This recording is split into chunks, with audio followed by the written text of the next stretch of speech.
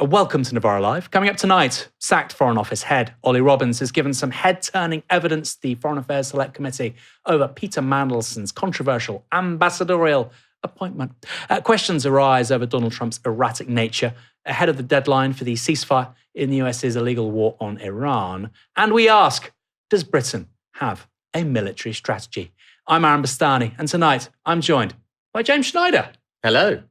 That third story is hinging on an article you just published with the New Statesman about the military. Very well written. I can't wait to cover it. How are you generally, though? I'm extremely well, thank you. Yeah, very well. Enjoying myself. James Schneider, of course, famously confused with Tom Cruise by Mail Online a few years back. If only the rest of us could get those kinds of mistakes in the national press, so wouldn't go amiss, would it? Before we go any further on tonight's show, just a disclosure. My wife is a Labour Party councillor. James's wife is also a staffer at the Labour Party, an employee of the Labour Party. It's important, given the nature of the stories we're talking about tonight, particularly the first story, that we make these things clear. You won't hear that kind of honesty up front in most of the media. We think it's kind of important here at Novara Media. If you'd like to support our work, you can, of course, sign up at novaramedia.com/support, and you can listen to this show, although why wouldn't you love watching it with Mr. Tom Cruise over here, on Spotify and Apple Podcasts as well. And, of course, don't forget to let us know what you think this show is about and for you. Morgan McSweeney, the Chief of Staff, rang Sir Philip and said, in terms stronger than those that I can use before the watershed. I think you should. Well, I'll just say that it was just to prove it with terms stronger than that. Does that accord with your impression? Just fucking approve it. Good for you, Emily. By the way, that was Emily Thornberry, chair of the Foreign Affairs Select Committee, putting into the parliamentary record the exact words used by Keir Starmer's former advisor, Morgan McSweeney, when pressuring the Foreign Office to grant security clearance to Peter Mandelson. The context is, of course, the allegation that Starmer appointed Peter Mandelson as ambassador to the US in December 2024, despite the disgraced peer failing his security vetting. And this morning, Olly Robbins, the civil servant at the heart of the story, appeared before the committee to give his evidence of how the scandal unfolded. Robbins, formerly the highest-ranking civil servant in the Foreign Office, was sacked last Friday in what some described as a last-ditch effort by the Prime Minister to save himself. And one surprising element of Robbins' testimony was that the Prime Minister's office didn't seem too fast about security. A position taken from the Cabinet Office was that there was no need to vet Mandelson. He was a member of the House of Lords. He was a Privy Councillor. The risks that attending his appointment were well known and had been made clear to the Prime Minister before appointment. Now, in the end, the FCDO insisted and put its foot down. I understand my predecessor had to be very firm in person. But that was a live debate at the point of announcement, and I think it's important to make that clear to the committee. It's important to get the timeline crystal clear with this one. Sometime before early December 2024, Keir Starmer proposed Mandelson as his man for the US ambassador post.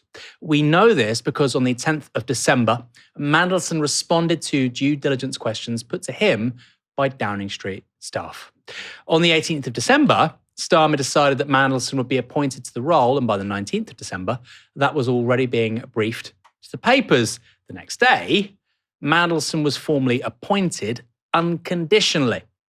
A big issue here is that Mandelson's security vetting didn't begin until after his appointment had been announced. And his security clearance wasn't granted until the end of January. So we're looking at more than a month. That was around a week after Washington approved Peter Mandelson as the ambassador, a process known as agrément. So you have a lot of balls in the air there, a press announcement, a formal appointment, and diplomatic agreement, all before Mandelson had passed his vetting. To put it bluntly, that's a lot of pressure, something that Mr. Robbins elaborated on in his evidence. I think throughout January, honestly, my office, the Foreign Secretary's office, were under constant pressure. There was an atmosphere of constant chasing. When will this? Daily phone calls. I couldn't say for certain daily, but I mean certainly very frequent from private office to private office. Has this been delivered yet? Never any interest, as far as I recall, in whether, but only an interest in when. So when you say private office to private office, you're saying private office of number 10? Yes, I am. And who are we talking about there then? Are we talking about Elsa Tarry? I'm not going to say, Chair. I may no longer be a civil servant, but I didn't come here today to scapegoat other civil servants. I came here to make sure the committee understood the circumstances. No, I understand that, but I also want to know who the source of this is. And I want to be able to get as much evidence as possible to be able to identify who the source of the pressure was. I mean, from what you know, let's see if I can ask you this way. From what you know, what was the source of the pressure? Well, I've said I think that the vector I was most conscious of was from number 10 private office. And the number 10 private office is not sort of is a means by which others ensure that things happen. So behind the number 10 private office, who are we talking about putting pressure on the Foreign Office via the private office? Thank you for asking it that way, Chair, because that's the reason I do not want to name other officials in number 10. I think that the private office would only have been feeling this pressure themselves if they were under pressure. Yes. Did you answer the question? I don't know. Robbins may not know the source of that pressure, but most of us can make an educated, informed guess, as Emily Thornberry did on the committee. So we do know that Morgan McSweeney was a protégé of Peter Mandelson's, and we know that he was very keen on Peter Mandelson getting the job, and we know that he resigned, saying that it was all his fault, and that he had advised the Prime Minister to appoint Peter Mandelson, and took it on the chin, took the blame. So, was it him? I'm afraid when I said I don't know, I meant it. I don't know. Right. I've told the committee what I do know, which is that the Foreign Office was being chased very frequently, and I don't hold the private secretaries responsible for that. And was there any direct communication between anyone in number 10 and you? No. So there was no one ringing you on your mobile phone or WhatsApping you or sending you any messages? No.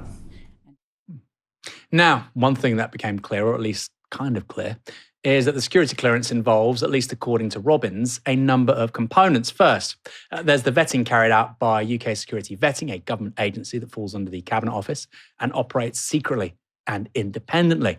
The government has released this excerpt from the UK SV template, and according to it, as well as a story broken by The Guardian, the red box was ticked for Peter Mandelson in both cases.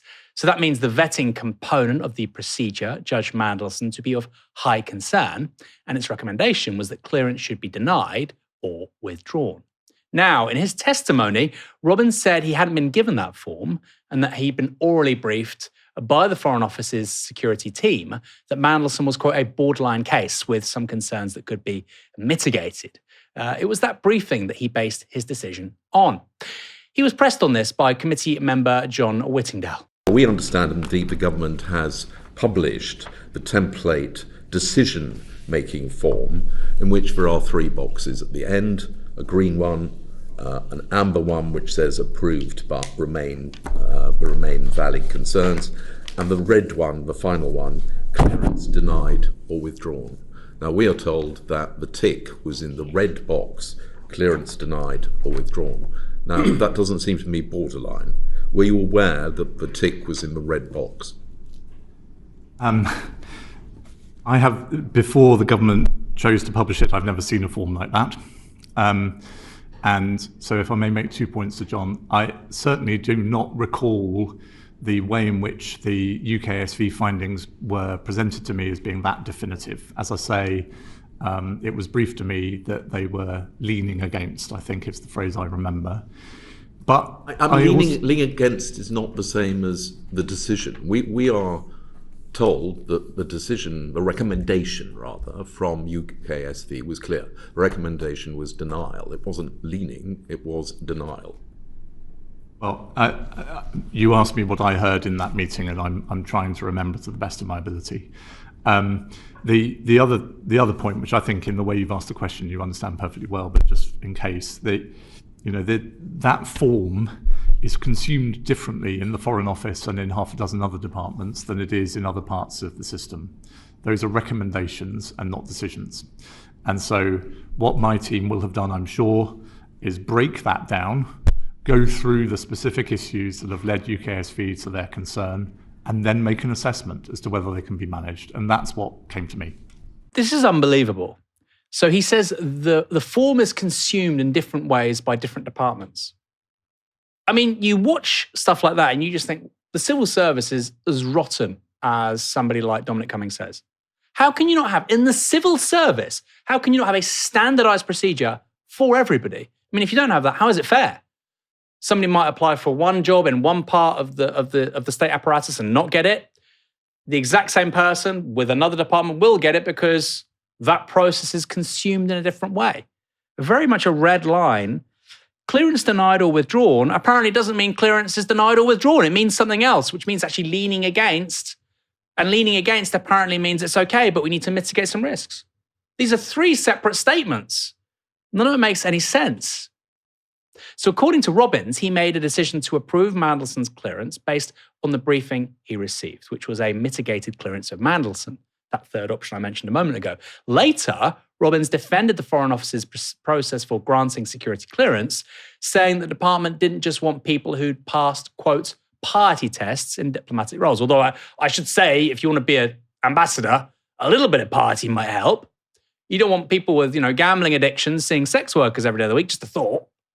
Rather, it wanted a broad range of talents, including people who lived what he called interesting lives, with the job of the developed vetting being to uncover any threats in order to mitigate them. I mean, again, vetting is about mitigation of the problem, when actually clearance denied or withdrawn. That doesn't sound like what we're trying to get to the bottom of here. He's saying that the process is about mitigating any problems that emerge. Actually, the documentation says something completely different. And it's certainly fair to say that Peter Mandelson has lived an interesting life. But Emily Thornberry picked him up on that. But you see, this doesn't stack up, does it? Because in the end, he lost his job because he was a threat. And that should have been revealed with the DV. He was leaking secrets from the British state to a foreign bank. That's pretty serious. With respect. During a time of an economic crash. Somebody must have known about that. Some spook somewhere knew that. That's what DV is supposed to be about, isn't it? That was not known at the time of his withdrawal, to my knowledge. Certainly it wasn't publicly known. It wasn't known in records available to me or to others in the Foreign Office.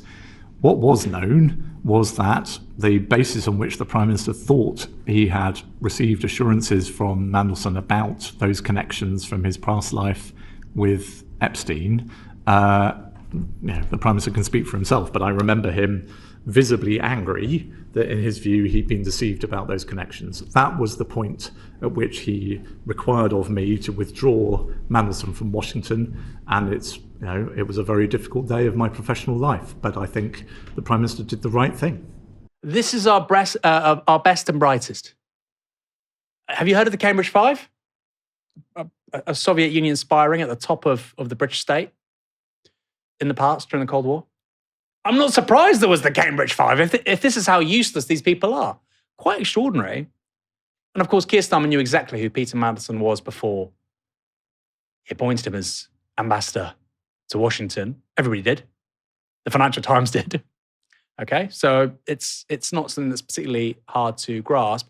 What's more, Global Counsel, the organization, the lobbying shop that Peter Mandelson started in 2010, had dealings with all kinds of businesses in all kinds of places, including companies that have some equity ownership from the Chinese state. It's just extraordinary that wouldn't be of any importance.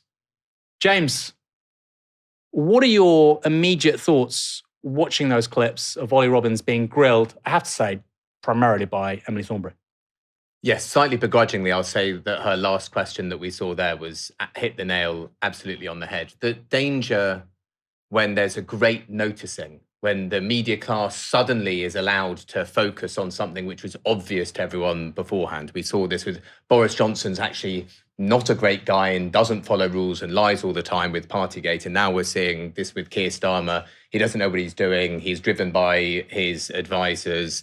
He's lies all of the time. This is all, coming out, and the journalists are sort of shocked that this thing is happening. But there's a danger, like with Partygate, that when we get too much into the processology that the SW1 journalists want to get into, it obscures the power relations. And that's really what we should be seeing here.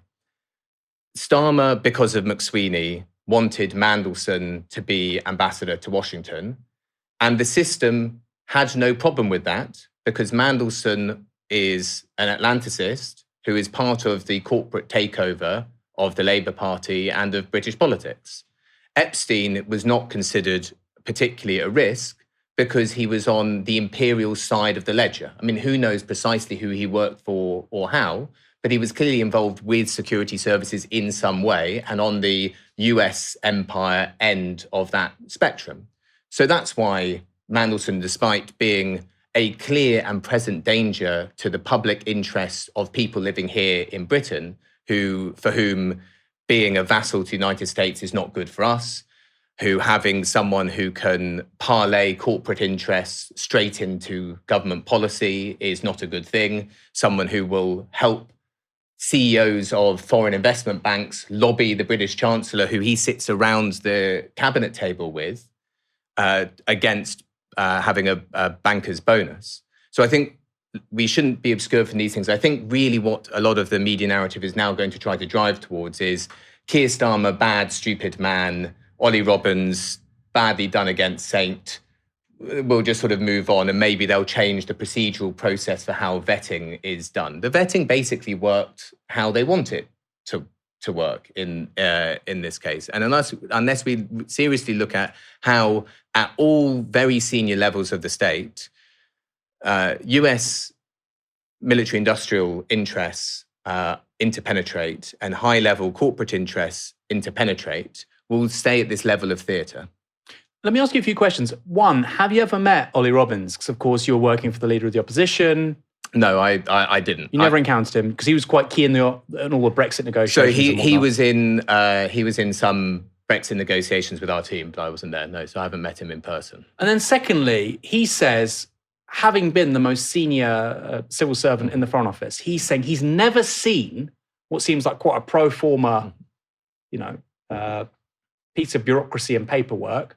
He says he's never seen that, despite having such a senior position within the foreign. He had only been there for 3 weeks at the time of this decision, but no, it does seem incredulous. And you mentioned, do you believe that?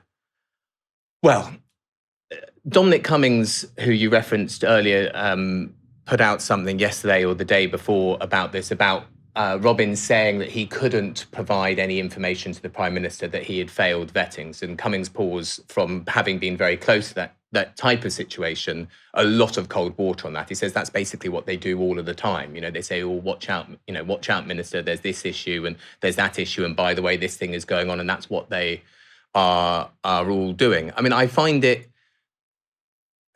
slightly peculiar as well that this has now become about whether Robbins made the right decision to override it or not. I mean, I think it's fair enough that Downing Street wanted it to be approved.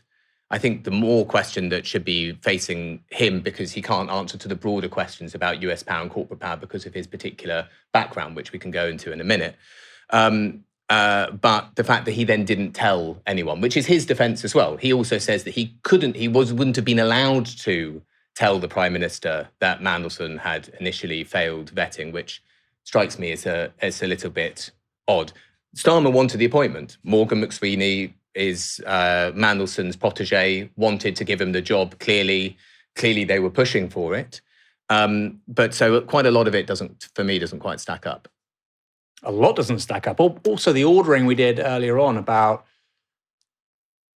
the appointment, the briefings, okaying it with Washington, and then you do the vetting. I think anybody sensible would say any other job, I say 99% of jobs, that wouldn't be how you would do it. No, although I do think that is the normal way round that they do it, because otherwise they'd have to vet all of the people who got into the shortlist. And just... But so hold on. So somebody like me, as an outsider, that looks like they're trying to bounce people like Olly Robbins and the Foreign Office and the vetting team into a certain outcome. But you're saying that wouldn't necessarily be the case? I'm not saying that it isn't bouncing. I'm just saying that I think their standard procedure is that someone is offered the job and then they're vetted. Right. And if they fail vetting, then they don't get the job. Right. It's conditional on that, which I can see why. I mean, just imagining we were in office and we were trying to make appointments. I can imagine them trying to stop us appointing different people to different positions for whatever bogus reasons that they can think up. And you would say, well, no, actually, we are going to have somebody who knows where the bodies are buried in the Ministry of Defence and where the fat and corruption and grift is, so that we can root some of it out. And of course, you're not going to want that person in, and you're going to put up roadblocks. So there's also there's a yes minister aspect to it, where, again, part of the great noticing is our media class decides that the civil servants are all brilliant, saintly people who are sort of calmly operating in the national interest, when they are themselves deeply enmeshed in power structures which work against us. Let's go into Olly Robbins' Please. biography. So you might remember Edward Snowden and the Guardian reporting on everything that he revealed. The British state was furious about this and clamped down very hard. Olly Robbins at the time was Deputy National Security Advisor. David Cameron was Prime Minister. And he was the one who personally oversaw the destruction of the Guardian's hard drives in the basement of York Way, of their offices, and was putting pressure on them over the Snowden files. That's probably had quite long-running repercussions. If you look at the quality of the Guardian's investigative reporting prior to that date and post that date, I think you can see quite a significant... I'm not saying anybody made conscious decisions, but I think that pressure was brought to bear. He's a high-functioning member of the state. They like him a lot, which is why he was then put forward to be the Brexit negotiator. Now, the reason why the kind of Brexit right don't like him is because they didn't like the fact that he was basically taking what the establishment position was on that issue. But what's more interesting is what happened after he left office. Boris Johnson came in 2019, and so Olly Robbins then left. And he went straight to Goldman Sachs, 3 years, presumably making quite a lot of money. And then he went to Hackliot, this kind of spooky consultancy firm, or at least that claims to have decent spooky contacts before being brought back in-house. So you have someone who is right at the nexus of corporate interest, the secret state, which basically operates in terms of structural power in support of the US secret state. That's the figure that we have here, who will in some places be lionized because he's able to string a sentence together. Yeah. Care to name names? Who's going to lionize Olly Robbins in the next 48 hours? I would look very carefully at the journalists who praise the Mandelson appointment, yes, who will now don't want to talk about them praising. I will name a couple of names. Let's take John Sopel, for example, and Emily Maitlis, both from the Newscast podcast, something that no one who watches this should ever listen to or watch. Stay here at NovaraLIVE, much better. They both at the time were praising the Mandelson appointment, saying that, it might be risky, but, Mandelson, he's got the job. And that a lot of the media class love Mandelson and people like him because they love the ease at which he moves between Davos, Washington, Westminster. It seems cosmopolitan. There's a bit of deft and flair. There's a connection to power.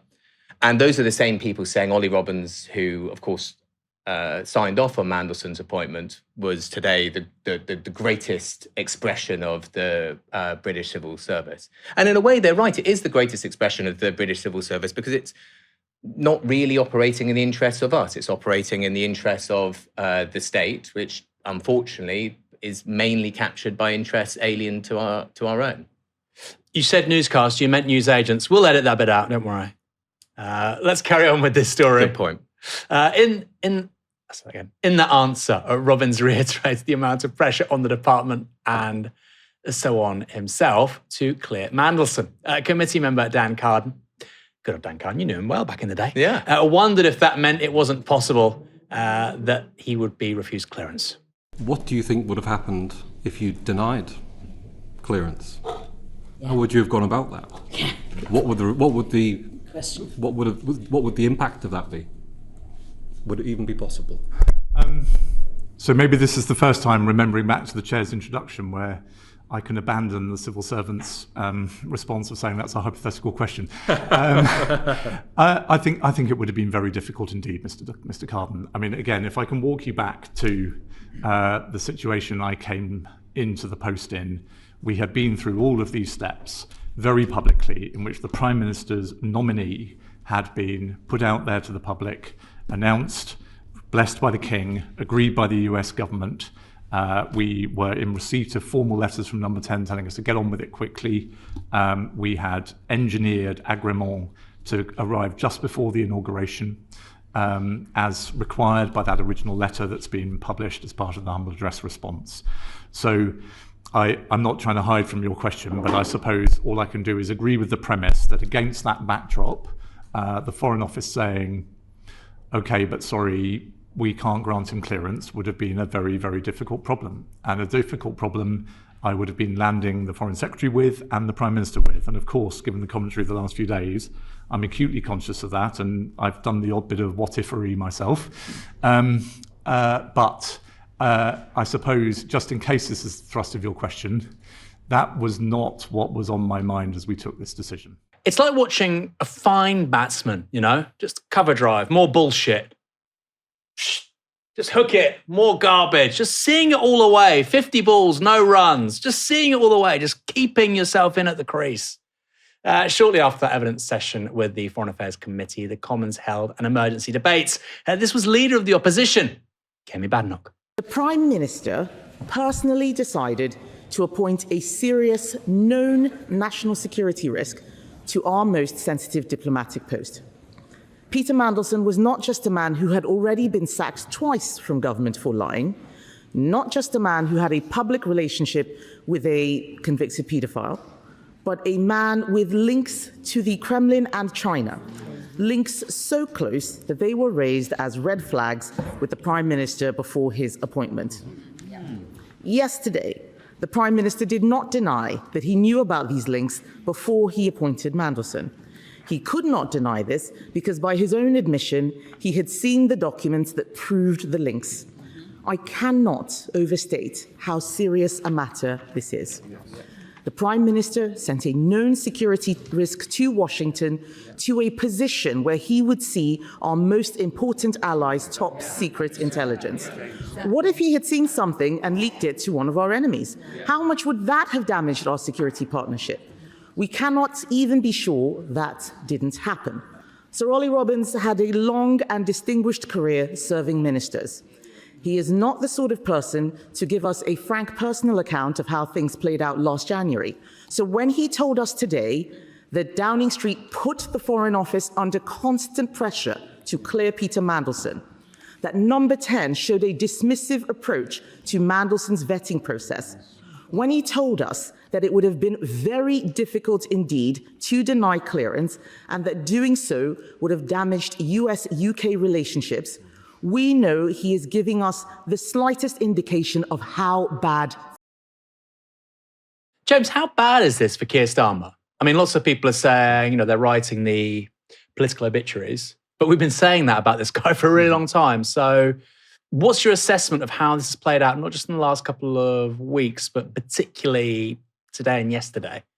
It's clearly very bad for him, and he's in a great deal of jeopardy. But he's also weirdly lucky, and has been weirdly lucky by who his opponents have been. I mean, he's got Kemi Badenoch, who's a joker, up against him. But also, I think that they probably would have moved against him in February, the last time this came up, apart from the fact that the two leading candidates to take him on, to try to take the leadership of the party and become Prime Minister, can't really do so. You've got Wes Streeting, who's closer to Peter Mandelson than almost anybody else on the Labour front bench, on the one hand, and Angela Rayner on the other, who's still got an open HMRC tax investigation. So he's sort of lucky that the people who could move against him can't move against him. Burnham's not there.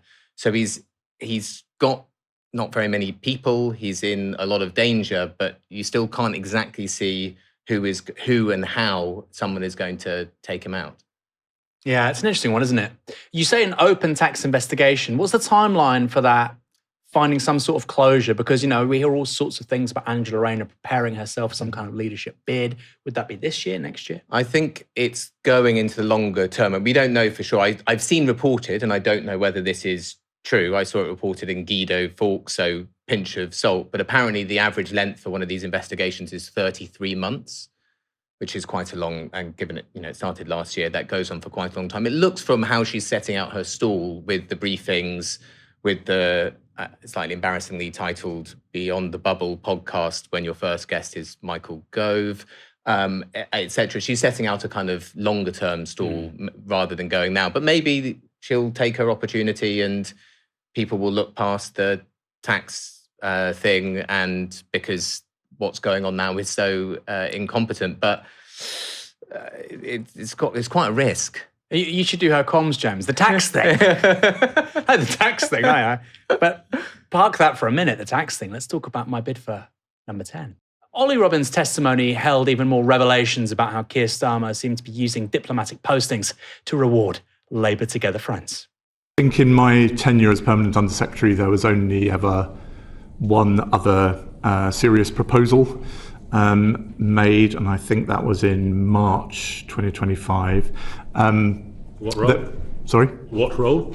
There were several discussions initiated by Number 10 with me about potentially finding a head of mission opportunity for Matthew Doyle, who was then the Prime Minister's Director of Communication. I did my duty. I looked at the forward look of available jobs.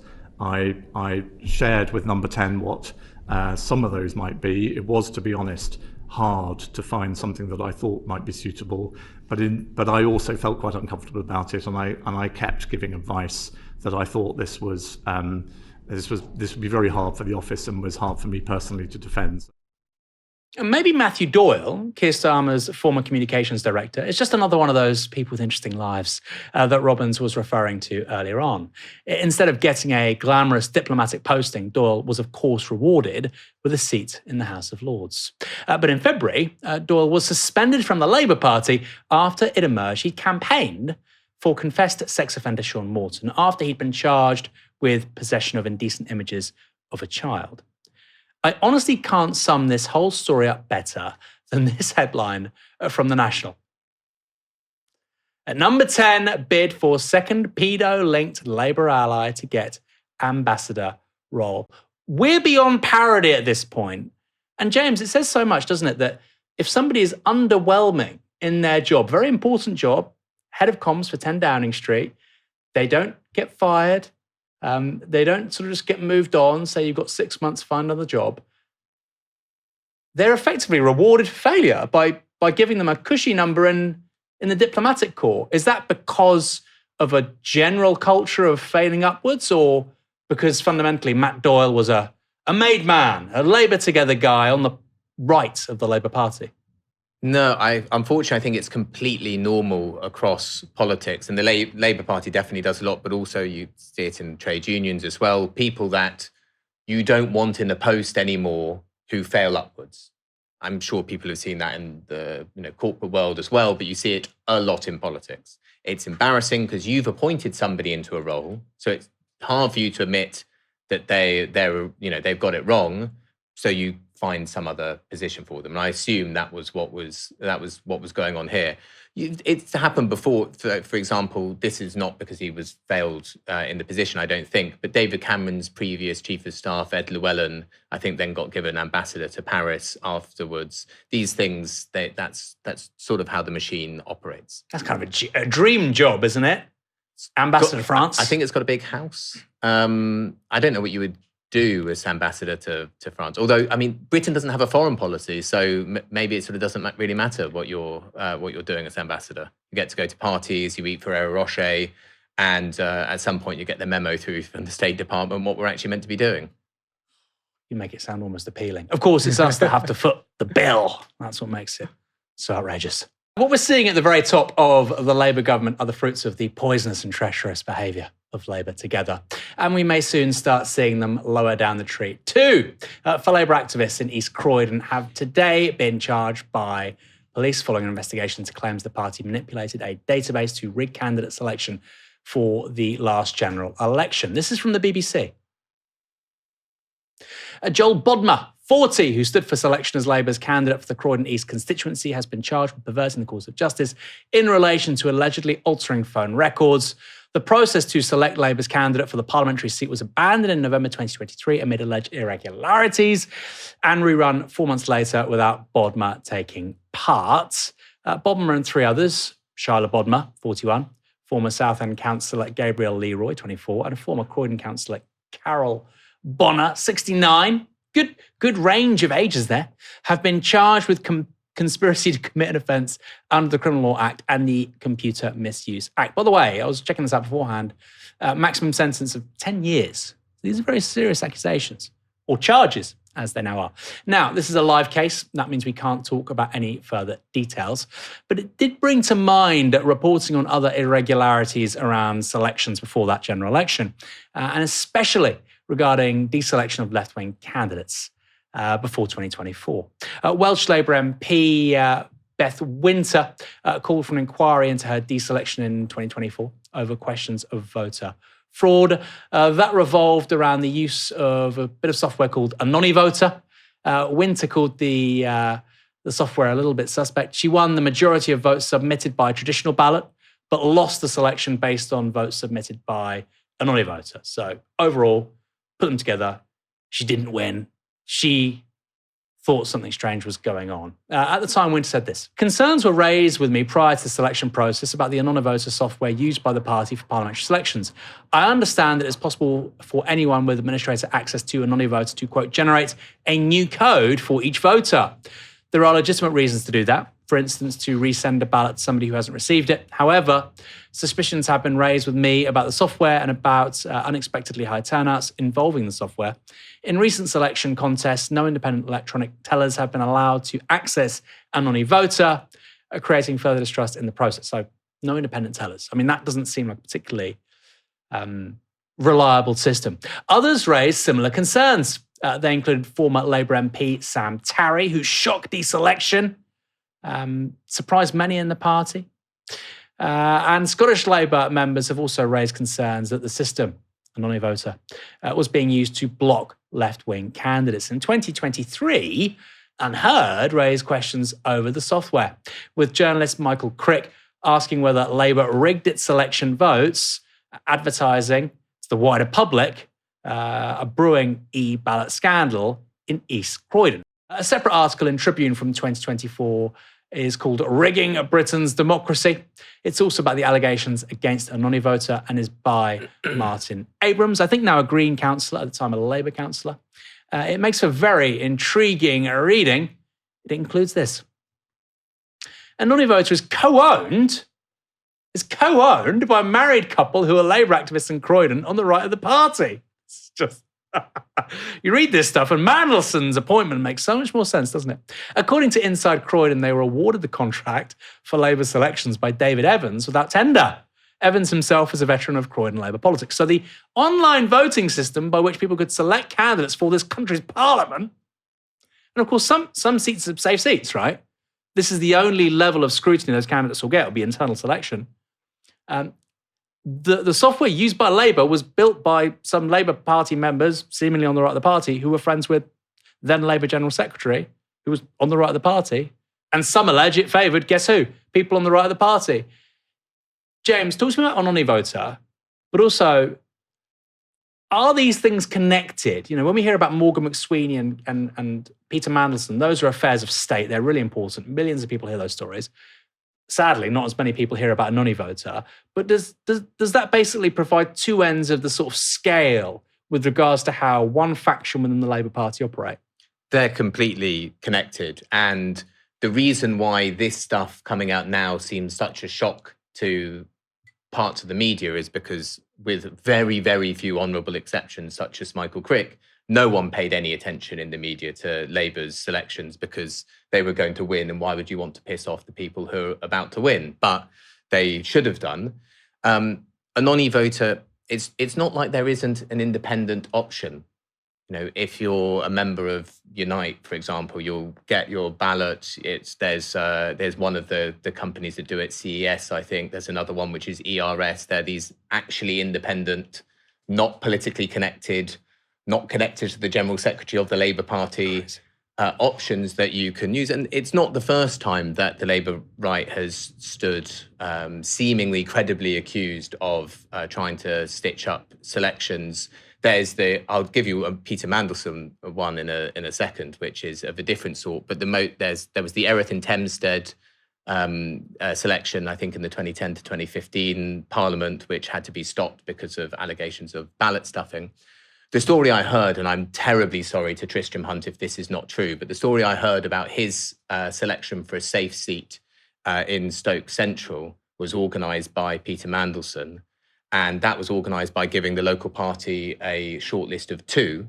It could either have Tristram Hunt, or it could have a guy from Sheffield who was a PhD student who had never been to Stoke. And that was their 2 options. So obviously they chose Tristram Hunt. And I think more of that type of stitching up was what we saw in a lot of the selections ahead of the 2024 election. Quite a number of the people who were on the committee overseeing selections on Labour's National Executive Committee, guess what? Got given safe seats.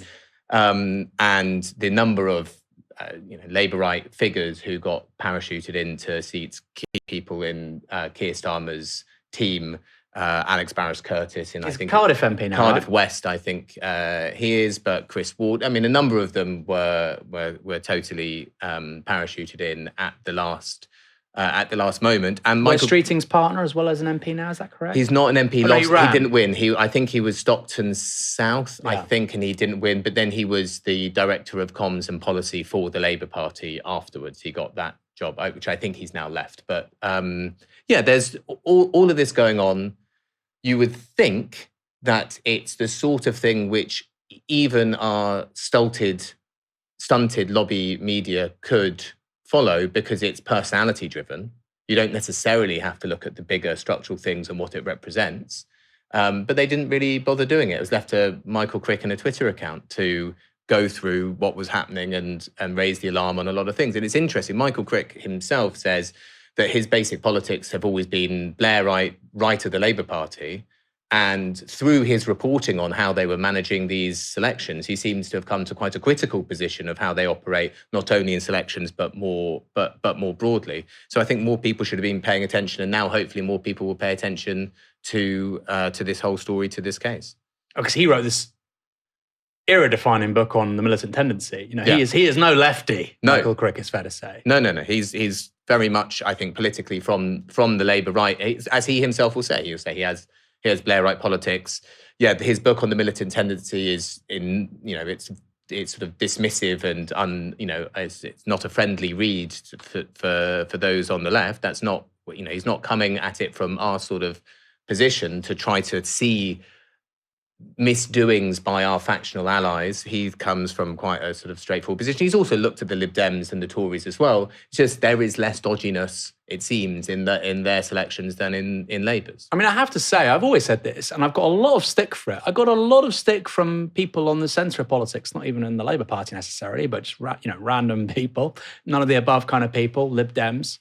I've always said that the Labour right are the most corrupt, organised faction in British public life. To an extraordinary extent. And that's visible with regards to an only voter, I think. I'm not talking in relation to those charges necessarily, but the fact that you would have a software system that is provided by party members who are aligned with the General Secretary. I just think that's ridiculous. No other party would do that or get away with it. All the way through to the Mandelson appointment. And then Matt Doyle. I mean, there was a great front cover from the National in Scotland. Labour have yet another paedophile scandal, the second paedophile scandal relating to a potential diplomatic appointment. This hasn't happened just once, but twice. The temporary ceasefire in the US's illegal war on Iran expires on Wednesday. That's tomorrow, with no sign of a peace deal so far. And it's still unclear whether Iran will be sending any negotiators for a second round of talks due to take place in Islamabad, Pakistan, ahead of that deadline, though there have been conflicting reports. US President Donald Trump has, in response, upped his military threats. This was Trump calling into CNBC earlier today. You're saying that you need a at least the prospects for a signed deal today and tomorrow, or else you would resume bombing Iran? Well, I expect to be bombing because I think that's a better attitude to go in with. But we're ready to go. I mean, the military is raring to go. They are absolutely incredible. The Iranians are also talking tough, though. Iran's parliamentary speaker, Mohammad Bagher Ghalibaf, posted this online yesterday.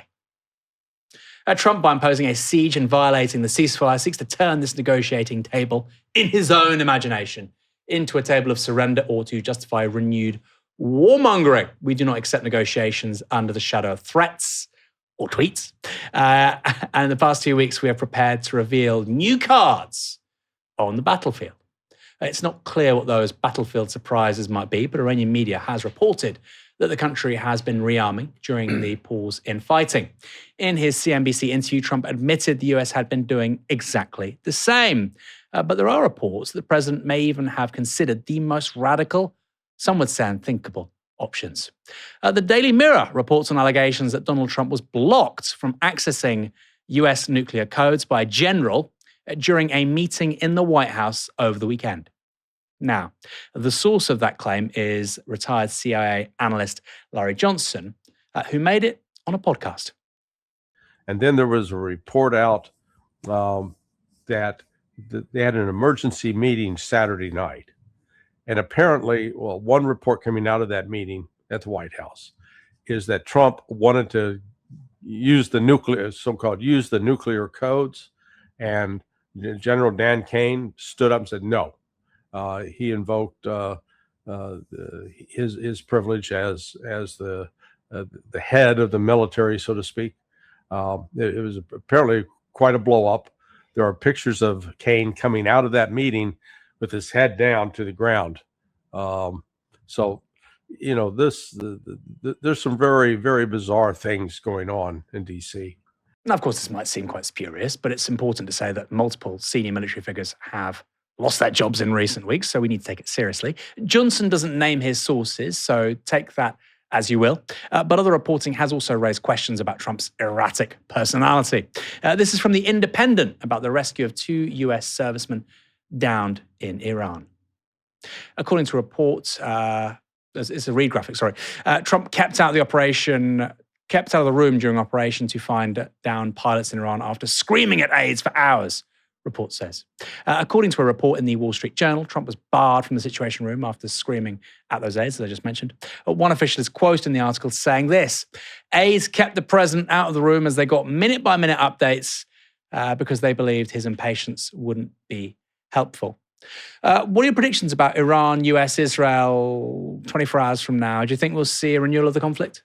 Unfortunately, yes, I think so. It's hard to see how something gets struck in such a short period of time. And it's not particularly in the interests of, well, it's certainly not in the interest of Iran to give everything away. And I can't imagine that you would think that the US is negotiating in good faith, given that they assassinate almost everybody that they're negotiating with, they or the Israelis do. The only slight hope is that the not totally holding, but still slightly in place ceasefire in Lebanon gives some basic calm, sort of, but I'm really grasping at straws for that. It seems like with the negotiating parties not even together, how can something be agreed? And when Iran says it has new cards to play on the battlefield, what do you think those might be? I mean, some would say it's going to be Yemen closing the other side of the Arabian Peninsula. Do you think there's more to it than just that? Who knows? But I mean, they have gamed this out, I think, really quite effectively in a way that the US and Israel have not. And they have shown that they can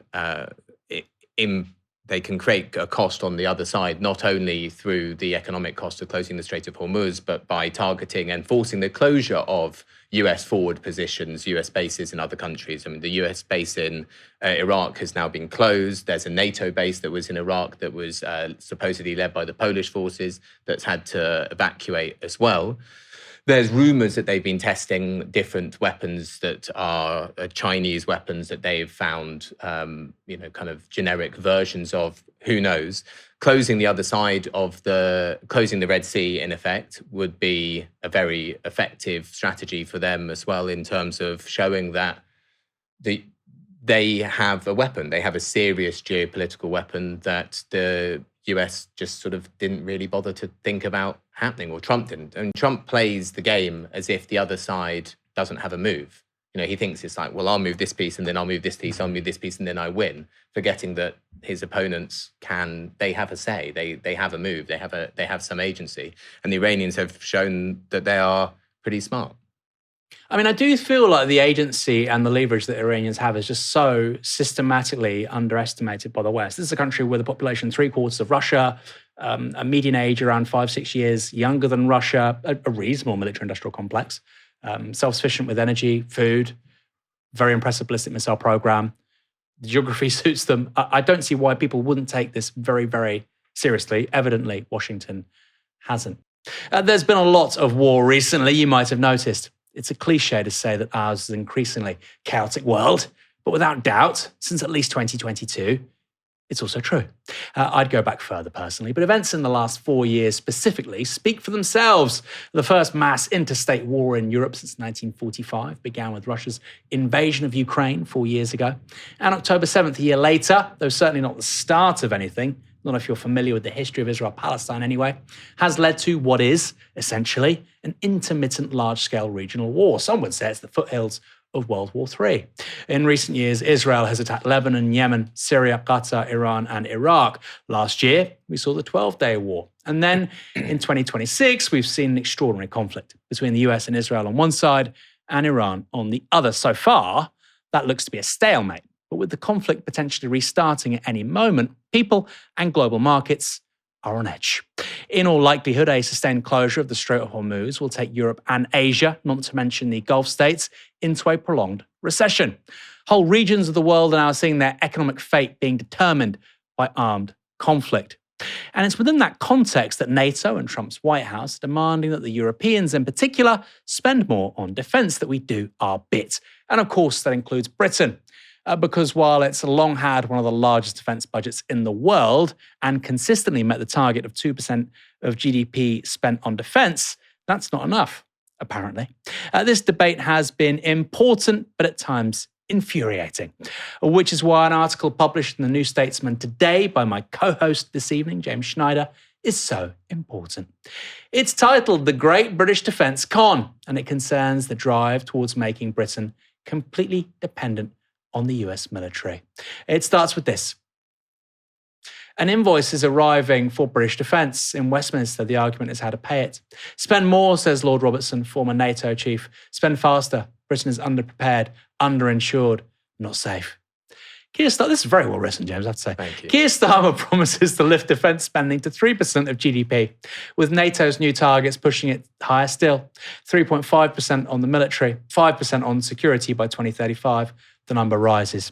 The plan does not exist. No one can say yet, in public and in detail, what this money is meant to buy. Not which threats it answers, not which vulnerabilities it reduces, not which dependencies it ends. Just a percentage. That 5% is about supply chains and whatnot. You write, and this is a killer line in the article, defence is framed as a share of GDP, as though a percentage were a strategy. Very clear, I think very accurate.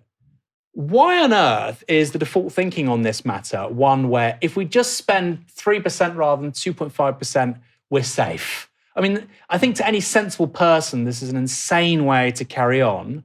Yet, seemingly savvy people in media, politics, have just adopted that framing wholesale. Why? I think because they don't hear, in part, anything else. Our defence establishment is hugely Atlanticist and is greatly tied into the US-led military-industrial complex. Let's take Lord Robertson there, who's not a neutral player in this game. He was the Defence Secretary back in the late 90s, and he authored the Strategic Defence Review then in 1998, which said that Britain would have an expeditionary military, I will go abroad to fight, and we would do so in partnership with the United States. The aim was to be the primary partner of the United States. Only a minority of the spending would be spent actually on national defense. And he didn't change course. That he was the author of the Strategic Defense Review last year, which pushes the same position. And he advises, as part of the Cohen Group, military industrial companies. So he's thoroughly enmeshed in this same process, which does two things. One, it rips us off because of course, the GDP number can go up and up and up. But let's look at what we actually get for what we spend. If you look at the National Audit Office's report on our equipment spending from 2023 forward for a decade, it's already, according to their central estimate, £17 billion in the red. Their higher estimate is £30 billion in the red. If you take the F-35 program, when that started, the Ministry of Defence estimated it would cost us £18 billion. The latest National Audit Office estimate is that the lifetime cost is going to be over £70 billion. You have Trident, which lifetime cost is over £200 billion, and it isn't an independent system at all. The missiles are US made, they are US maintained. We have to go to Georgia to get them, and there hasn't been a successful test launch in over a decade. So on the one hand, we are being terribly ripped off. If this number goes up and up and up, how much of it is grift and graft and waste? But the other, I think, more significant thing is that it is tying us into a US empire that, of course, is erratic and violent, but is making us less safe, weaker, and poorer. Doesn't matter how much money we spend on defense, how many aircraft carriers we build. That was going to do nothing to the fact that food prices are going to go up because fertilizer can't get through the Strait of Hormuz because the US has started a war it doesn't know how to finish. And we are a participant in it through the US being able to use our air bases and through NATO, which is in effect a mechanism for British vassaldom for the channeling of US imperial interests. Quickly, before I go to another question on this, I always talk about France. Mm-hmm. France is not perfect, but they spend approximately €10 billion a year less than we do on military spending. They have more soldiers, they have more jet fighters. You might say we have a better Navy because they have one aircraft carrier, we have two, though neither seem to work. Minor detail. But it does seem particularly strange that this obsession with percentages only applies to defense spending, but never anything else. I mean, you say this would be a crazy way to do, for instance, policing. We'll get rid of crime if we just spend 3% of GDP on policing rather than 2%. I think most people say, well, hold on, this doesn't add up, it doesn't make sense. Now, I know that's always been the case and people have always applied this framing, but it seems particularly feverish after the Russia-Ukraine war. How does this work? How does this briefing and framing go out? Is it that, the think tanks diffuse it and the media sort of consumes it and then the politicians agree on it? Or is it coming from, senior military brass? Because I think if you speak to the public out there, right? You say 200 billion over the lifetime of Trident. Is that value for money? We can still have a nuclear deterrent, just can't be Trident. You can use your jet fighters. You can have a land-based one. You can even have both, right, if you want to mitigate risk. But this one costs a hell of a lot of money. The Israelis also use submarines. They just don't use Trident ones. Park the fact that we don't even necessarily need a nuclear deterrent, even if you think we do. And I think, frankly, actually, in a world where Israel has nukes, I want Britain to have nukes. I know that upsets some people. It shouldn't be costing that much. Or F-35s, the Americans only have enough rare earth materials for F-35s for 3 months. The average F-35, hard to believe this, has hundreds of kilos of rare earth metals in it. Are those minerals in this country? Have we got secure supply chains to basically maintain and build these kind of aircraft in a war situation? We know we don't. We know that, right? This is just not serious. It's completely fake, complete fugazi.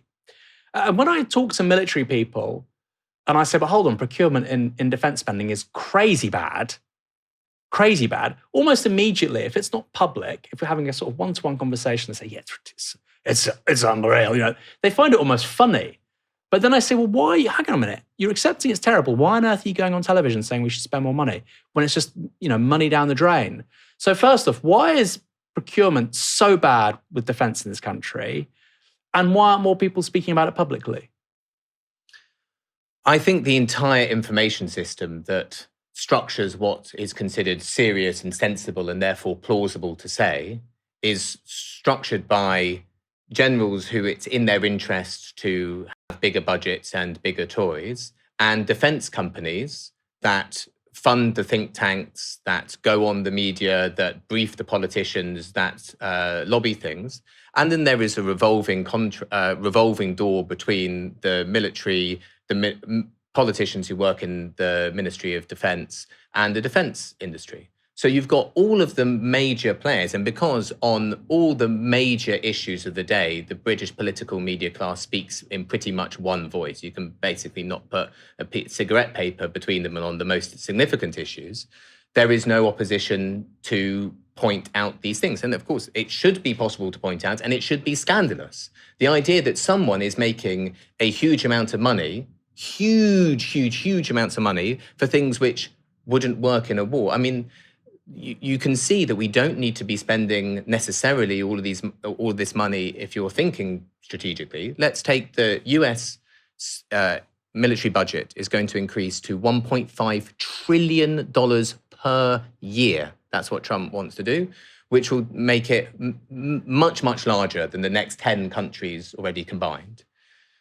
Iran spends perhaps 1% of that on its military. It spends a roughly equivalent percentage of GDP. And yet, because it thinks, okay, we can produce these drones faster than they can produce their interceptors, and interceptors cost a lot and drones don't cost very much. You do the maths. And it's not in the interests, because we don't have an elite which serves the national interest, that serves the public. And we're not alone in this. I think you see many countries today and throughout history have to prune back senior figures in the military who go off and stop really working in their interests and start feathering their own nests. You see that again and again and again. But work has to be done on that. You mentioned France. I mean, France, which is also still a NATO country and it's part of the Western imperial bloc and so on. So not really that different from us, but still they chose a different path. Back in 1966, President de Gaulle kicked the US troops out of France on the basis that it was obviously an impingement of French sovereignty and dignity to have the US bases there, and pulled out of the NATO command structure. They chose autonomy. Now, unfortunately, Sarkozy decided to re-enter them into the NATO command structure and reassert their subordinate status. But they did choose that. Britain instead chose to further integrate. And it's interesting, here you can see NATO really is an instrument for US power. There's a debate going on in Europe. Europe wants to rearm. They've really played an unbelievably terrible Harry-Kiri-ish strategic game in the 2020s, destroying themselves, but they think they need a lot more rearmament. And they've started to realize that the US is taking them for a ride, and the US really has been taking them for a ride. Just to illustrate that, since 2022 to 2024, European, including British, members of NATO increased their defense imports by 155%. 2/3 of them are US American, which is why their defense companies' share prices are going through the roof.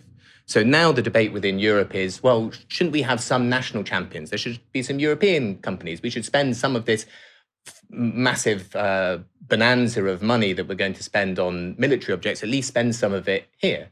And interestingly, NATO officials are arguing against them to say, no, you should carry on using the US stuff, even though NATO is headed nominally by a European and is nominally an alliance between supposed equals, although of course it's not. It's just an expression of US power. Yeah, I mean, the Mark Rutte, the way he's behaved recently, the former Dutch PM, is just astonishingly bad. I want to stick on F-35s for a second, because this has to be one of the worst deals in military history. So we haven't got the supply chains to keep building these things and to keep maintaining them. We've been fed possibly a lie about even their stealth capacities, given the Iranians just shot one down. They didn't land it in Iran, it landed elsewhere, but they hit it. We also can't do the stealth coating here anyway. So even if it does work, we can't do it. Yeah. So, it's just to spend $70 billion on jet fighters, which were well behind schedule, which we can't maintain or service, which probably have a kill switch, if we're quite frank. We know that we won't be able to update software regardless without the Americans helping us. It just seems like such a terrible deal. But you have to be some wacky leftist to say this in the British media. You know, if you think that the F-35s were a bad deal, it means you're some persona non grata. But when you do, I mean, when I go on, other broadcast media and talk about it, they don't really have a response to it, in part because it's been such a taboo subject, nobody has gone on and said it. So they've never heard the argument where someone goes, oh, you actually read the National Audit Office, what it says, whether we're getting good value for money. And there's no other area of government spending where you would be allowed to get away with. So, let's take HS2. There's a lot of correct outrage at the overspend, the inability to deliver, and so on. But what's happening in defence every single day is the same, equivalent, or worse, and you don't have any of it. And I think it's something that we should all push quite hard on, because the drive to expand military spending, which is also going to be used to discipline the population. If you look at the main strategic role that the political media state class play on behalf of the ruling class in this country is to lower the expectations of the public, lower the expectations about what you can have. That's a clip right there. That is their strategic purpose. And if you say we need to spend all of this money on these very big, important weapons because of big, scary Russia and big, scary China, that's also the reason why, I'm sorry, your disabled aunts can't get help getting out of bed in the morning, or whatever it might be. It helps to play down our expectations of what is possible. So I think it's extremely important. It's actually a weak area for them, because when you talk to ordinary people about it, and when you do the polling about do we want military spending in absence of any other context, people say, yes, it's a dangerous world. I can see that. Trump's doing stuff. When you put that polling question in the context of any other priority, it completely falls apart. Like support for our alliance with Israel, like support for our subordinate alliance with the United States. Let me pick your brain on that then quickly. Last question. Do we need a campaign to get US military bases out of the UK?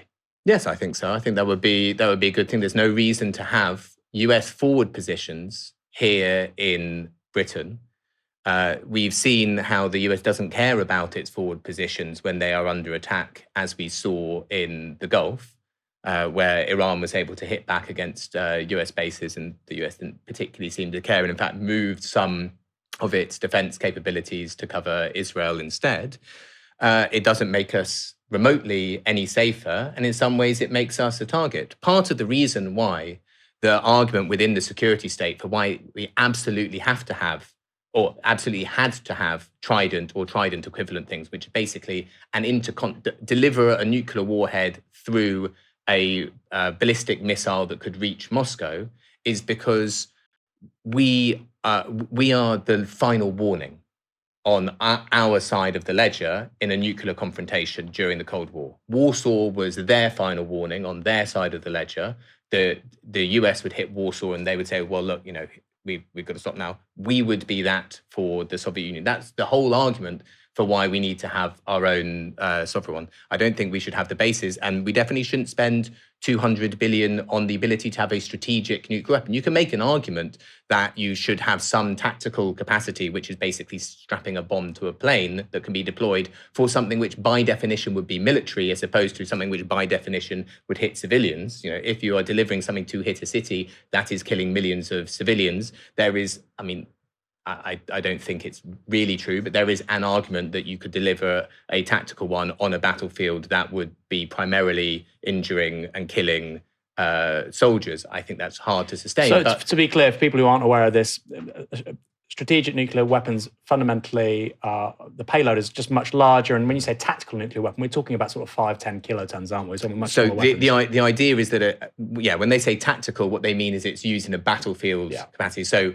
in theory, an army is advancing across a plain and it can be stopped by them all being incinerated by a smaller nuclear weapon. So the argument goes. Anyway, it all might be quite gruesome, and perhaps there are some hard-headed arguments that could be made in a certain direction, but it's not we should be spending 200 billion into this US system. The United States is not fundamentally our friend.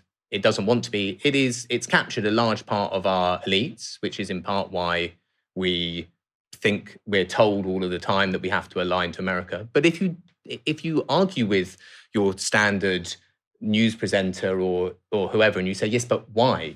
They say, but the US is our closest ally. And you say, yes, but why? What's the role they're playing in the world right now? Our bills are going to go up. There are going to be shortages in this country because of the things that they are doing. And we have no capacity to insulate ourselves from it. At least Spain has tried to distance itself a little bit so that it could have some difference in policy. But we're going to need to have a much larger break, I think, with that. And it's coming down the line, whether we like it or not. What we are seeing now in this phase of US imperial decline, where it tries to find a new plateau to sit on, and to do that, it needs tremendous violence to form that terrain. We're going to fall out from this alliance one way or the other. We're going to fall out morally. We're going to fall out economically. We're going to fall out politically. It's not going to be sustainable. Very, very interesting. We'll leave it there. Great show. Thanks, James, for joining me tonight. And thanks, everyone, for tuning in. Come back tomorrow for another show from 6 p.m. For now, you've been watching Novara Media. Good night.